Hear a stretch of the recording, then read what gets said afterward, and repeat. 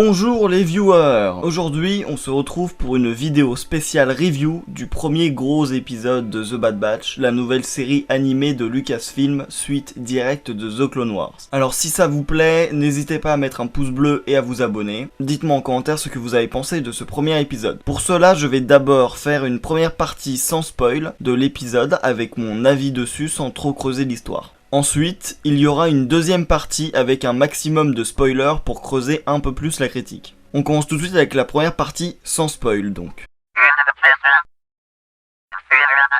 L'épisode s'appelle en français la Clone Force 99, alors qu'en anglais, ils avaient choisi un titre plus impactant, Aftermath. Il dure 1h14, ce qui fait de lui l'épisode animé le plus long de l'histoire de Lucasfilm, en dehors du film, bien sûr, The Clone Wars, qui est donc un film, pas un épisode. De quoi démarrer sur les chapeaux de roue. Et c'est ce que l'épisode va faire. Quel pied de retrouver une animation aussi qualitative que la dernière saison de The Clone Wars, et une Bad Batch qu'on avait découvert dans The Clone Wars encore plus intéressante. Les points positifs sont les suivants. Un épisode haletant qui nous prend dans l'histoire et qui fait qu'on ne voit pas passer l'heure et 10 minutes de diffusion. Un premier épisode qui pose les bases de la saison en permettant d'identifier les héros et les ennemis de la série. La belle surprise de découvrir le personnage d'Omega, très intéressante, un poil cliché mais qui me fait beaucoup penser à Ahsoka à ses débuts dans The Clone Wars. Je pense que c'est voulu par Filoni et l'équipe derrière la série. Le plaisir de retrouver des personnages bien connus des fans de Star Wars aussi, de voir comment évoluent les clones après l'établissement de l'Empire. Enfin, la dynamique dans l'équipe des Bad Batch est cool à suivre. J'ai hâte de voir où cette histoire va les mener. Pour les points négatifs de l'épisode, il faut d'abord citer une incohérence qui fait polémique en début de l'épisode. Je vais attendre la partie spoil pour vous en dire plus. En tout cas, c'est clairement dommage et ça m'a un peu interloqué au début de l'épisode en me demandant pourquoi ils avaient choisi de revoir une histoire qui était déjà très bien dans le canon de Star Wars. Bref, sans plus tarder, la partie spoil.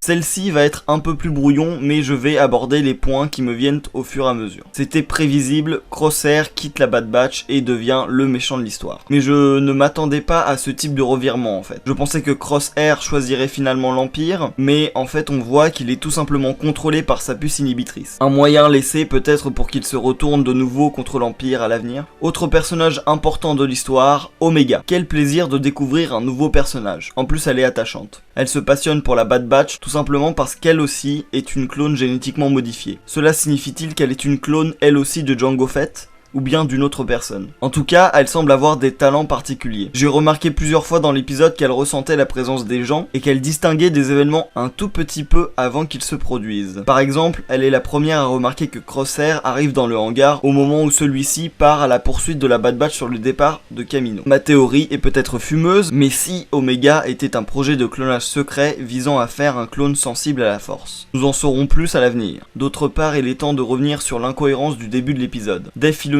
a de nouveau décidé de nous faire souffrir en nous faisant subir une nouvelle fois l'ordre 66, mais ça c'était prévisible. Ce qui était moins prévisible, c'était qu'il a fait se rencontrer la Bad Batch et le padawan Caleb Dume et sa maître Jedi Deepa Billaba, ainsi que leur unité de clones. Caleb Dume est bien sûr le futur Kanan Jarrus dans Rebels. Là où le bas blesse, c'est qu'une grande partie de l'histoire du moment de l'ordre 66 et de la survie de Caleb Dume, racontée dans un magnifique comics qui était canon jusqu'ici, est changée et raccourcie dans The Bad Batch. La finalité est la même, son maître est abattu par l'unité de clones et Caleb réussit à s'enfuir. Mais du coup, ce pouvait être n'importe quel Jedi. Filoni et son équipe auraient pu choisir de laisser l'histoire de Kanan comme elle est déjà très bien racontée dans le comics.